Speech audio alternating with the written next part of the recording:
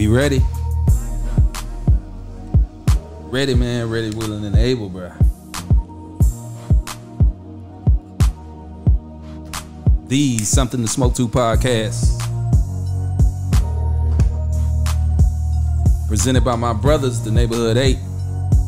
We here, baby. Yeah. We here.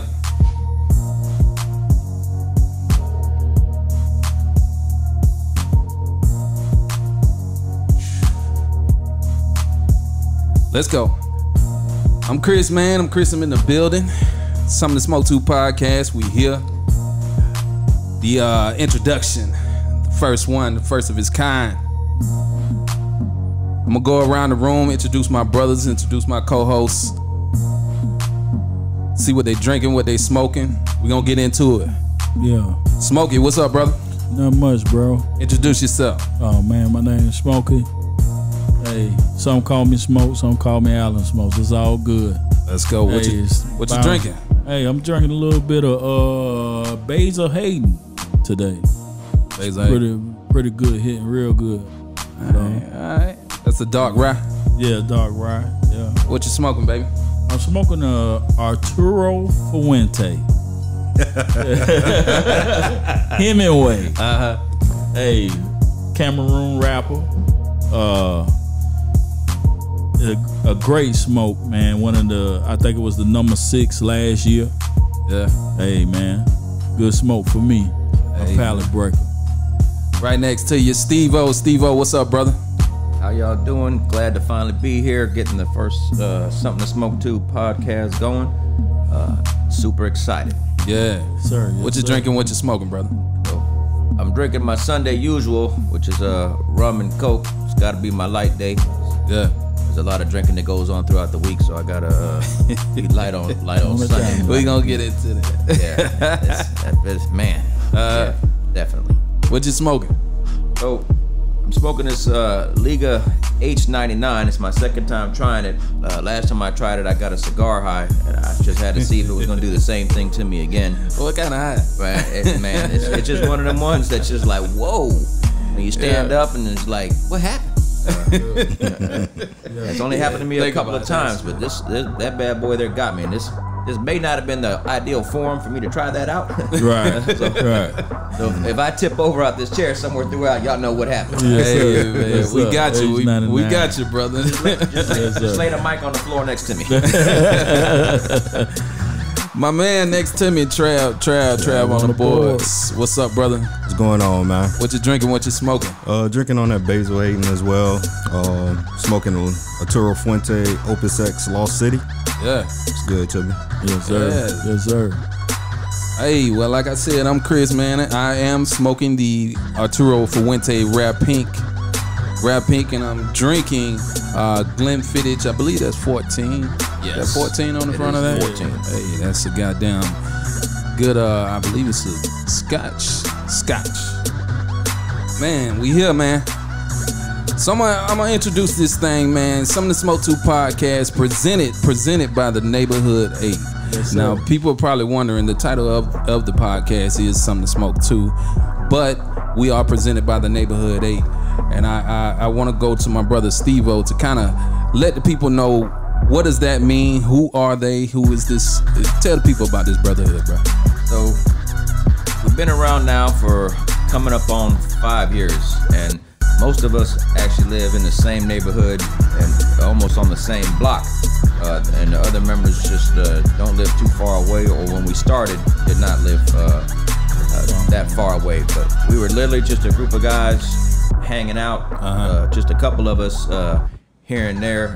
I think from my perspective at my house, it was me and Byron for a while hanging out, and then other people just started coming over. And then I think most of us met at our neighbor house down the street. Right. Initially, that's where most of us met. But then this is where y'all would hang out, chill, drink, watch sports, what?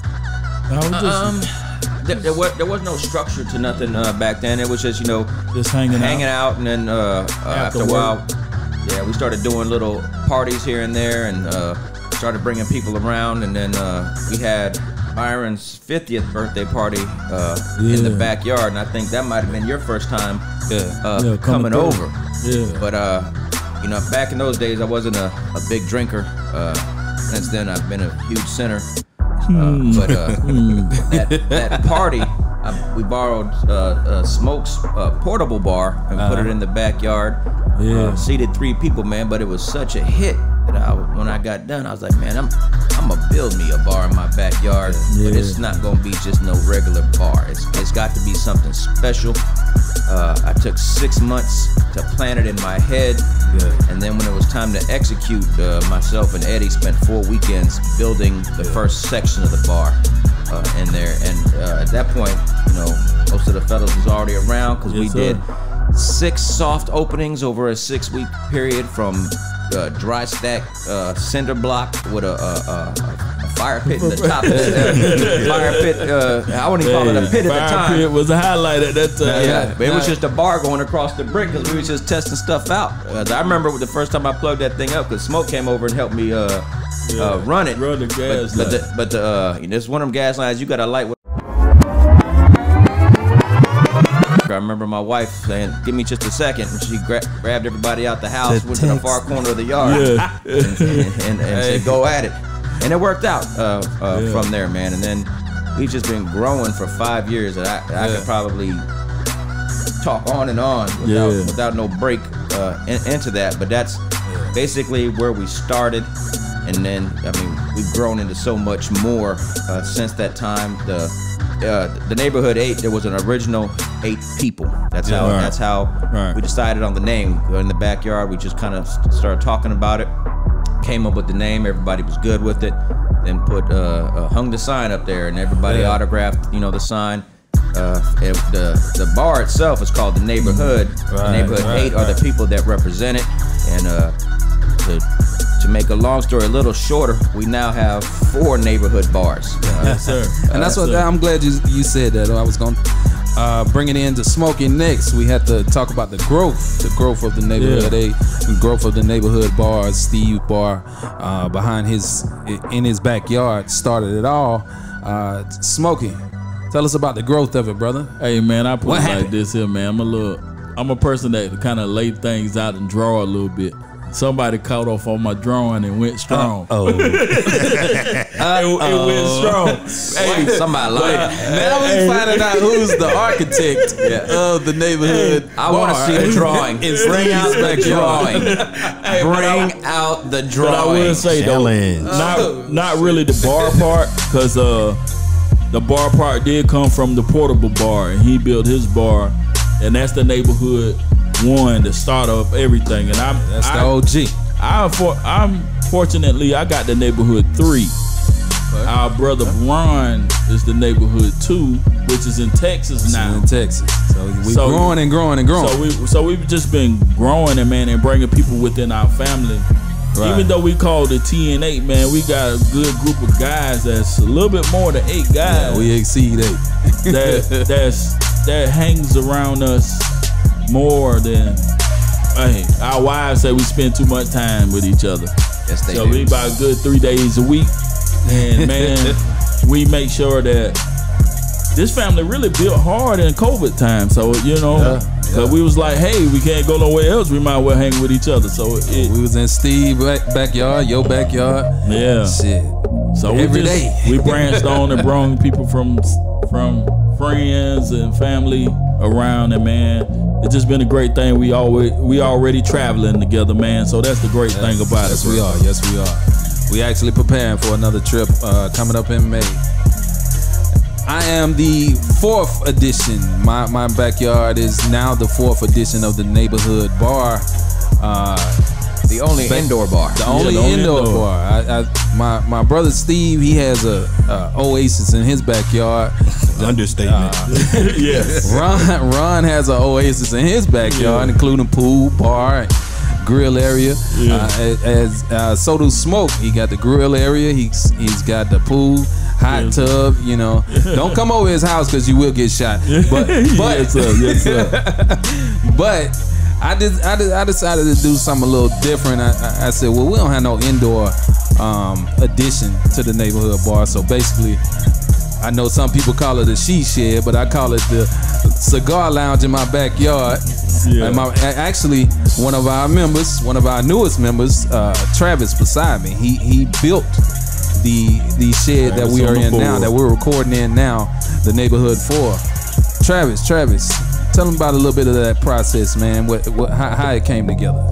It started with you, man. Good idea, good floor plan. But we actually birthed it talking together. Yeah. In Smoke's in Smoke's backyard, Neighborhood 3. Yeah, man. Just started with your vision. Basically built it from the ground up, and I'm proud of what it came out to be. You know, it was something that the neighborhood could actually utilize and take it even further with this podcast. Right. I see from the extension of the Neighborhood 1, which is Steve's bar in his backyard and pool and kitchen area and all kind of shit back there. Don't go back there neither. Unless you invite. You had Ron, our brother in Dallas, Texas, do the same thing, and then you had Smoke come along and he built his oasis in his backyard, and now I'm coming with my version of things. My backyard is a work in progress, but right now we do have the indoor lounge, which we are in, and I only brought up that timeline and that way because it just showed how from the Neighborhood 1 we kind of just grew. It just kept growing, another idea, another idea, another idea, and along with that, our relationships as men grew also. Like a lot of times, Steve mentioned our brother Eddie when he was building the Neighborhood 1. Man, Eddie was back there sweating with him. You know, and Eddie's not no young dude. You know, he about 150 years old. He's probably gonna hear this, but he was back there shoveling dirt and lifting, cinder block and doing all kind of stuff, man. Steve can elaborate on that. But they also took their talents to help Smoke along the way when he was building his bar. I think they put the stones around the bar, and your pops helped you build the whole thing. You know, and then from Smoke's bar, meeting Travis at Smoke's bar, I was able to talk to him and see what he do. He has a contractor's background, so I said, man, you be the perfect person to build my cigar lounge in my backyard. So man, we've grown and grown and grown, man. I love it, man. Steve-O, kind of tell the people a little bit about, you know, just how as you and Eddie started in your backyard and your vision, how actually the group was growing along with that. Okay, so a lot of the people I didn't know Eddie that well when I first started.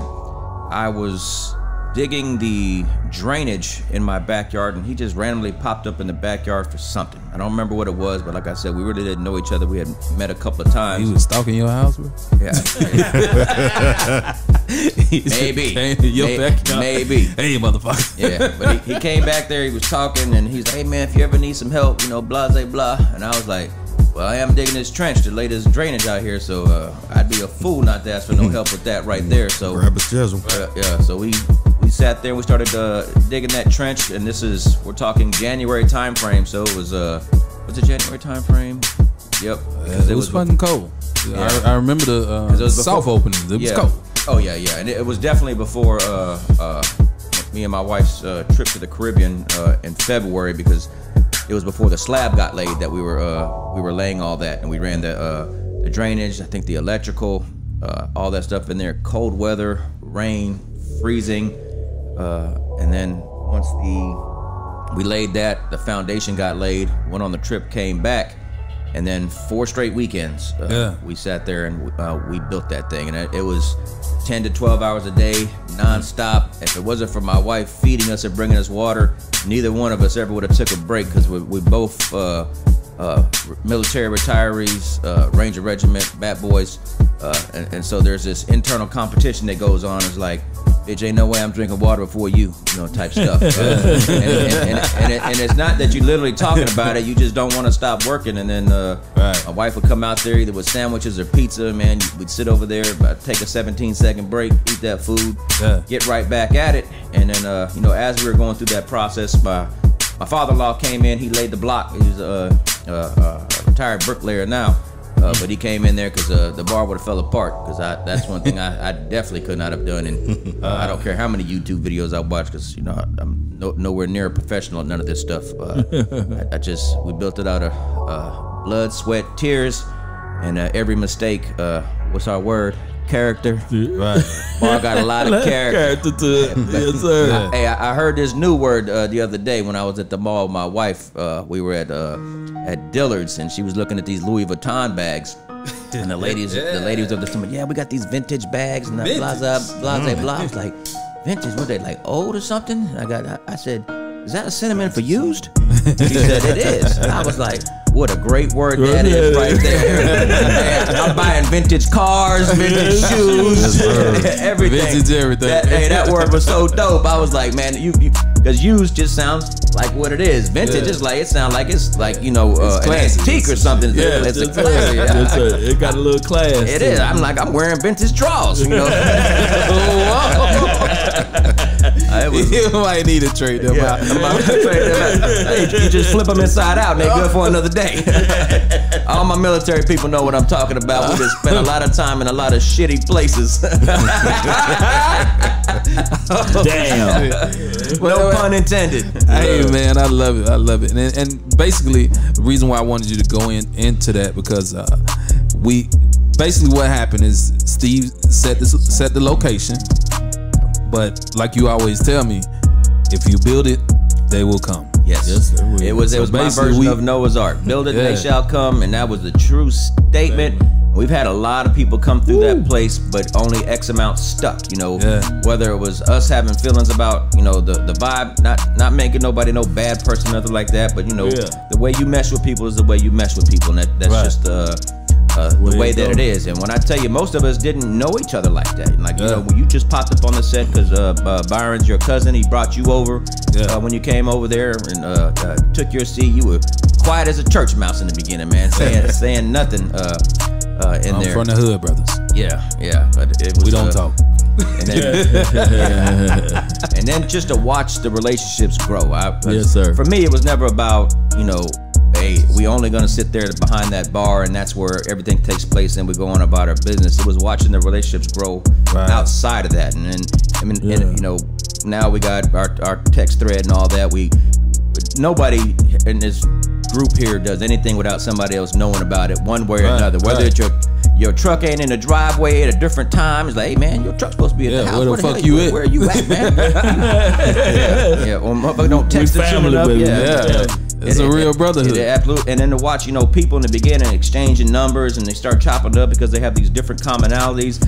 And then we had, variety of walks of life out there. People just come from all different backgrounds because we're in the Atlanta area, but everybody's not from Atlanta or Georgia for that matter.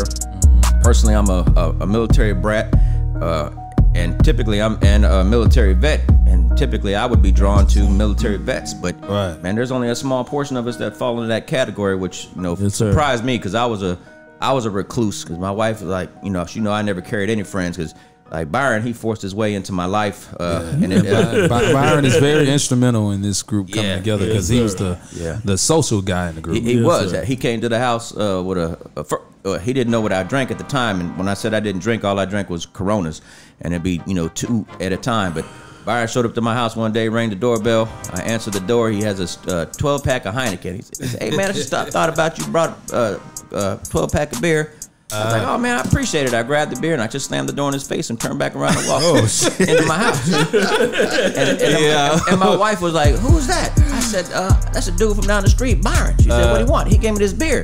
He said, you ain't invite him in? I was like, oh, I was supposed to do that? When I tell you I had no etiquette. I had no etiquette. I knew nothing about socializing, nothing like that. I was like, yeah, that was a nice gesture. And he's like, yeah, and you're an asshole for slamming the door in his face. Then to make it so bad, I did it again. He came back with Coronas the next time, and I still like an idiot did it.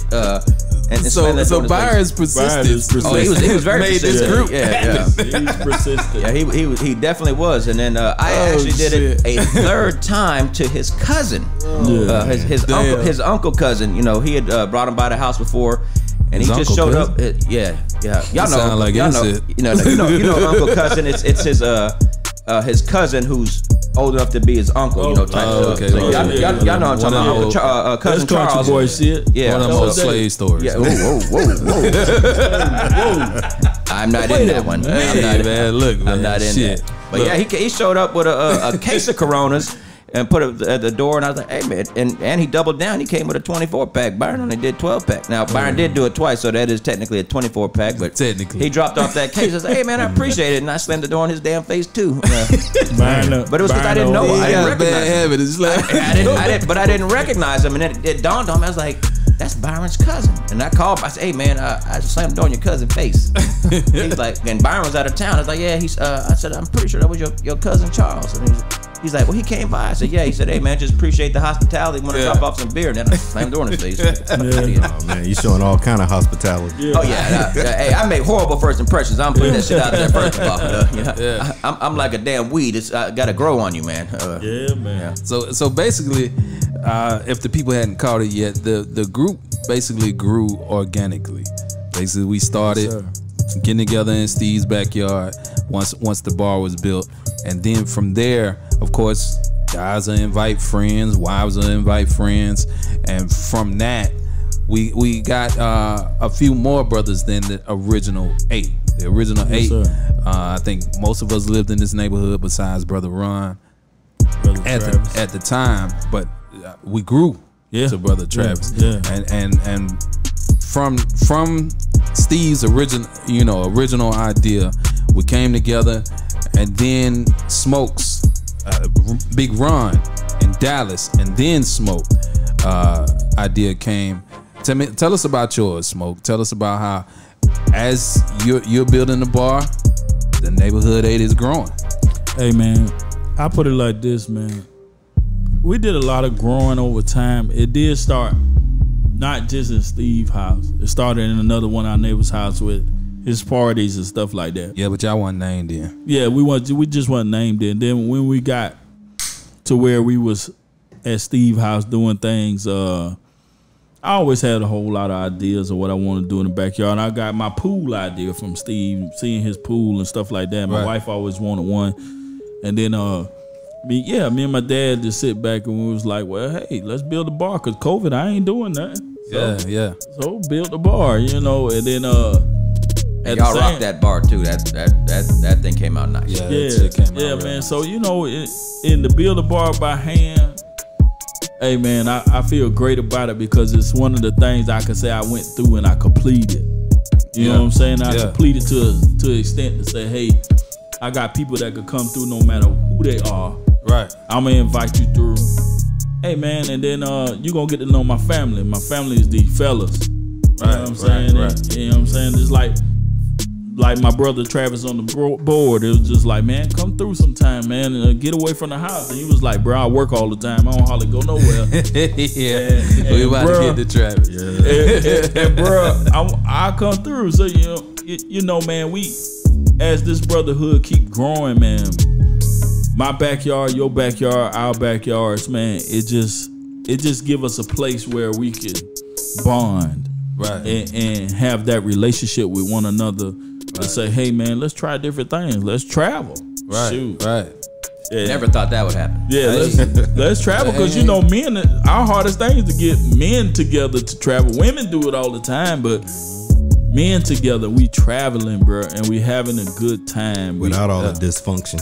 Yeah, without all the hate and dysfunction, we don't have that shit. And then in the family, man, we have dysfunction, man. It happens. You know what I'm saying? And then we talk through things. We handle it like men, bro. Yeah, we handle it like men. We talk through things, and we didn't always handle it like men, though. Yeah, we did. There was a lot of growing that went in that. Yeah. But at the end of the day, we circled back around and had to put feelings to the side, because once again, this wasn't no 2 or 3 people. I think we're up to like 13 deep now. That's on that text, and that was after that first group of people.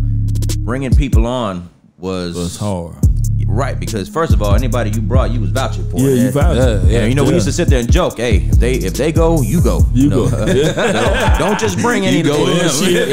Bullshit. Don't bring anybody around that you feel is not going to be a fit for that. And for those cats, there was no process on what it took for you to be, good. you know, a part of this group. You know, some took longer than others. Some people took months. Some damn near took a year before we get it. And sometimes, like I said, that's not like there was a voting process and we sit down with a gavel and talk about it. A lot of times we just forget about it. We just be there chopping it up. And then one day, we'll just sit there and we'll be. I think multiple of them happen at your bar. I just sit out there and send a text. We be in a group text. The person, I say, hey man, what's up? We ain't never talked about it. Y'all want to put them in a group? Right. And everybody vote right there. And then we start a new text thread right there. Hey, welcome, like with Travis. Hey, welcome Travis to the group. You know, and same thing we did with Gamal and Z and Sean. No, Sean, but he fell off. He was never part of the group from the beginning. We had that group text in the beginning. We was just anybody that showed up was getting on the text.